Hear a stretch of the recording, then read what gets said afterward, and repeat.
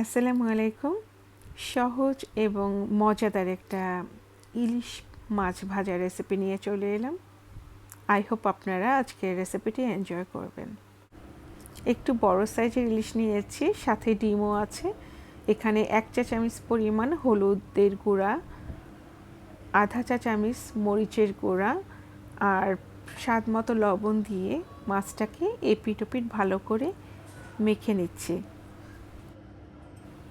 ইলিশ মাছ ভাজাতে আমি এর বাইরে আর কোনো মশলা ইউজ করি না। আর আজকের এই মাছটা আমি একদম মচমচে করে ভাজবো না, একটু নরম রাখবো। ইলিশ মাছ খুব বেশি ধুতে হয় না, ইভেন আমি কখনো লবণ দিয়েও ইলিশ মাছকে ধুই না। সাধারণত ইলিশ মাছ কাটার আগেই ধুয়ে নেই, আর কাটার পরে শুধু পেটির সাইডটা একটু ক্লিন করে নেই।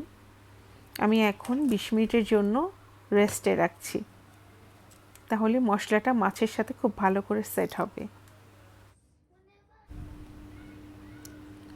মাছ ভাজার জন্য আমি এখানে সরিষার তেল ইউজ করব। দিয়ে দিচ্ছি এক এক করে মাছগুলো গরম তেলের মাঝে।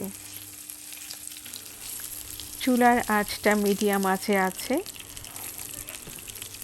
আগেই বলেছি যে আমি মাছটাকে খুব বেশি মচমচে করে ভাজবো না, একটু মিডিয়াম হবে, নরমও না মচমচেও না। এইভাবে ইলিশ মাছ ভাজা গরম ভাত, পোলাও বা বিরিয়ানির সাথে খেতে অসম্ভব মজা লাগে। এক পাশ ভাজা হয়ে গেছে, তো আমি উল্টে দিচ্ছি অপর পাশটা। একটু সাবধানে উল্টাতে হবে যাতে তেল না ছিটে।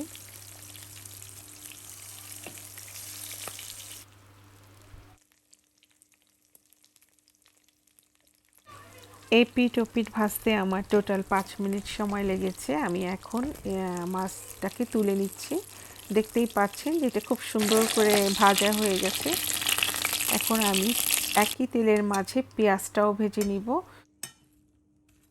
মাছটা যে প্লেটে মেখেছিলাম সেই প্লেটের মাঝে আমি পেঁয়াজটা একটু নেড়ে চেড়ে নিচ্ছি, কারণ ওখানে মশলাটা যে অবশিষ্ট ছিল সেটা পেঁয়াজের সাথে মিক্স হয়ে গেছে, তো পেঁয়াজের কালারটা তাতে করে খুব সুন্দর আসবে।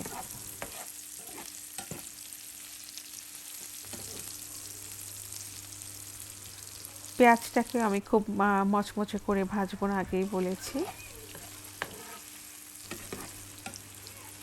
স্বাদ মতো একটু লবণও অ্যাড করলাম। এই যে পেঁয়াজটা ঠিক আমি এরকমই রাখবো, খুব বেশি ভাজবো না। হয়ে গেছে মাছ ভাজা, তো দেখতেই পাচ্ছেন কতটা লোভনীয় হয়েছে। নতুন যারা আমার রান্না দেখছেন, প্লিজ আমার চ্যানেলটা সাবস্ক্রাইব করবেন এবং আপনাদের ফ্রেন্ডস অ্যান্ড ফ্যামিলির সাথে আমার রান্নাটা শেয়ার করবেন। বিদায় নিয়ে নিব, সবাই ভালো থাকবেন। আল্লাহ হাফিজ, আসসালামু আলাইকুম।